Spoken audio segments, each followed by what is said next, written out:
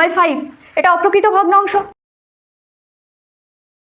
কী করে ভাঙবো? ভাগ করব, মানে 5 দিয়ে 12কে ভাগ করো, কি হচ্ছে 5 দুগুণ 10, কে রয়েছে 2, তাহলে এই 2টাকে ওপরে লিখবো আর এই 5টাকে এখানে রাখবো।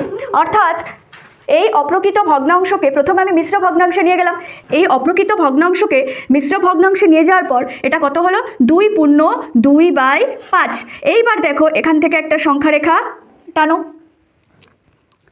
এই অবধি, এদিকে আরও আছে, ধরো এদিকে আরও আছে, এটা দেখতে পাচ্ছি এটা কি ধনাত্মক সংখ্যা, মানে 0-র পরে, ধরো এটা 0, এটা 1, এখানে দেখো পূর্ণ সংখ্যায় 2 আছে, 2 অবধি যাব, এটা ধরো 2 এবার জিজ্ঞাসা করতে হবে একটা কোশ্চেন, দেখো এই বসানোর পরে আমি কোথায় বসাবো, এই সংখ্যাটাকে আমি সংখ্যা রেখায় কোথায় বসাবো, এটা দেখো 2/5, অর্থাৎ এটাকে বলতে পারি 2+2/5, মানে 2-এর থেকে বেশি, কিন্তু এই সংখ্যাটা কিন্তু 3-এর থেকে কম, এই যে সংখ্যাটা এটা কিন্তু 3-এর থেকে কম কিন্তু 2-এর থেকে বেশি, তাহলে কোথাও একটা এটা 2 আর 3-এর মধ্যে অবস্থান করবে, কোথাও একটা এই সংখ্যাটা 2 আর 3-এর মধ্যে অবস্থান করবে, কারণ এটা 2-এর বেশি কিন্তু 3-এর কম, তাই তো?